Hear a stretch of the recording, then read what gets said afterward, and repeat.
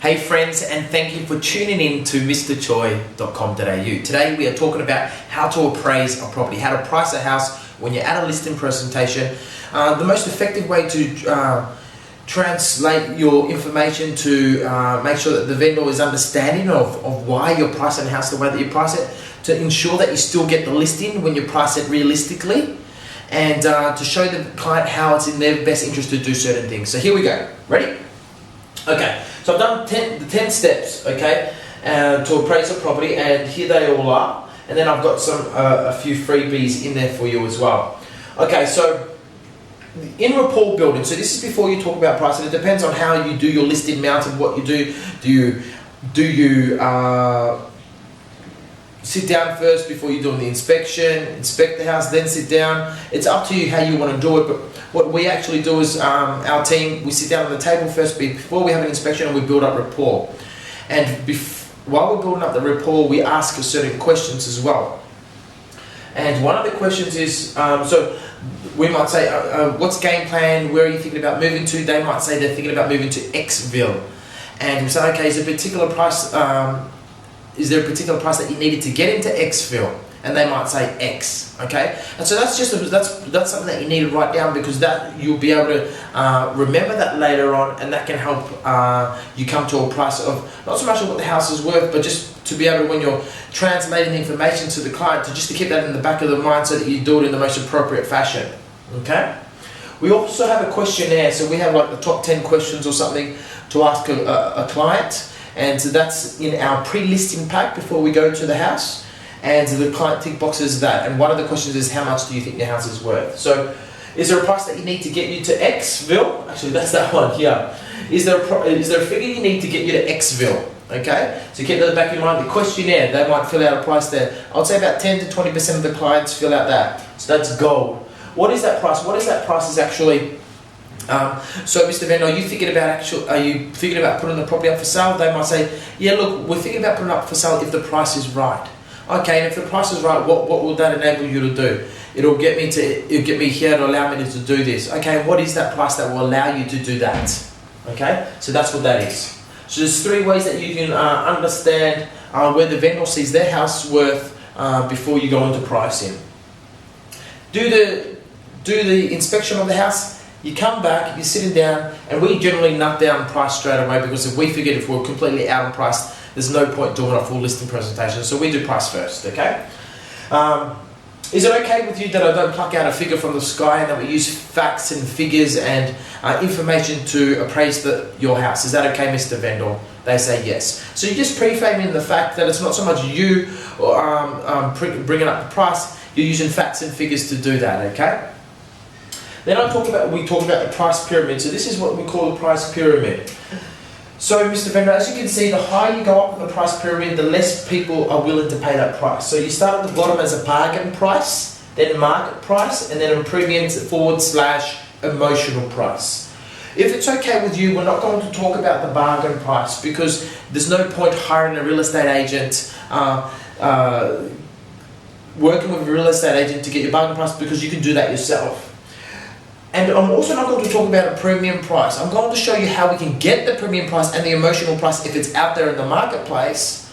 But what I prefer to talk about is what the market value of the property is, okay? And we'll use the facts and figures, comparable sales, recent sales in the area to come to that market value. But don't worry, Mr. Vendor, we'll still talk about how to get that premium price if it's out there. So I don't so much promise a price, I promise a process. Okay, and so does this all make sense, and is that all okay with you, Mr. Vendor? So you get that okay. So that's the price pyramid, okay? How we come to a price after that is, Mr. Vendor, the way that we come to prices, we look at all the recent sales in the area, and then we compare it to yours. Is that okay with you? Okay? When you do your, depending on what database you use to get all the sales information, and but let's just say you've got your report, it's a 10-page report. Generally, they always have the median house price in there. Okay, so the median house price might be 600,000.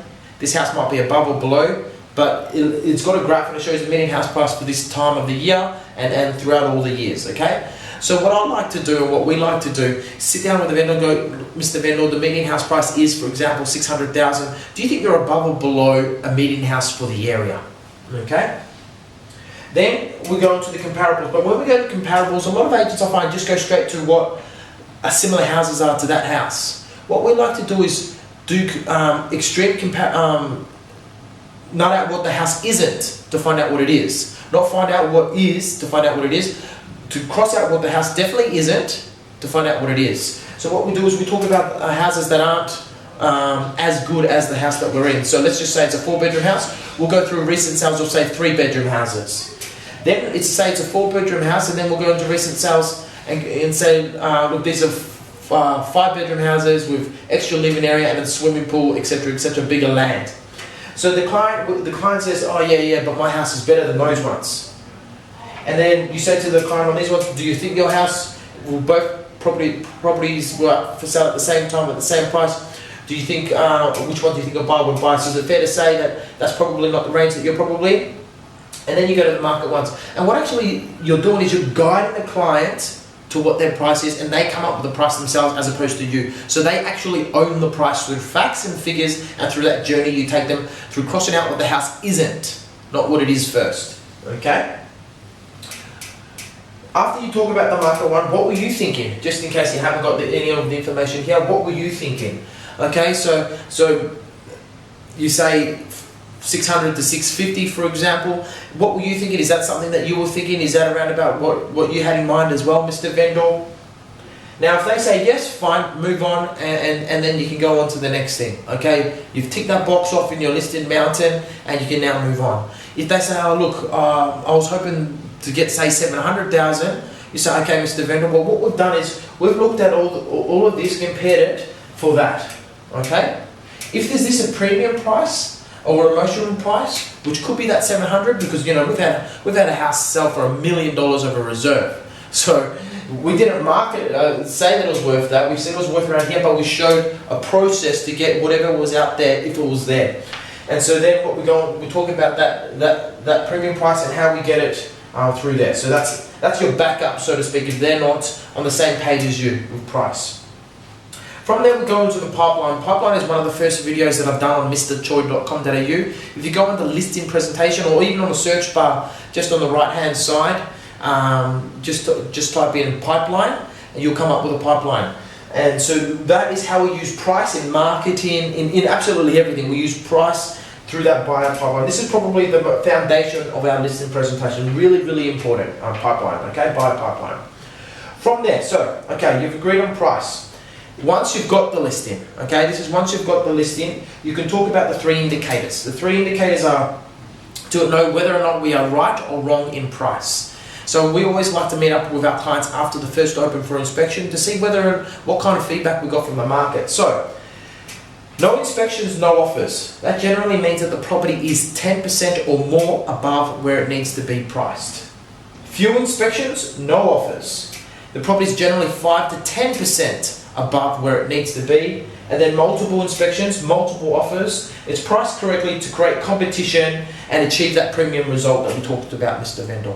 So after the first open for inspection, we're going to see how we're going with all of this, and depending on which one it is, we'll get a very clear signal on whether or not we're right or wrong in terms of price. Guys, I hope you enjoyed. Take care. Cheers.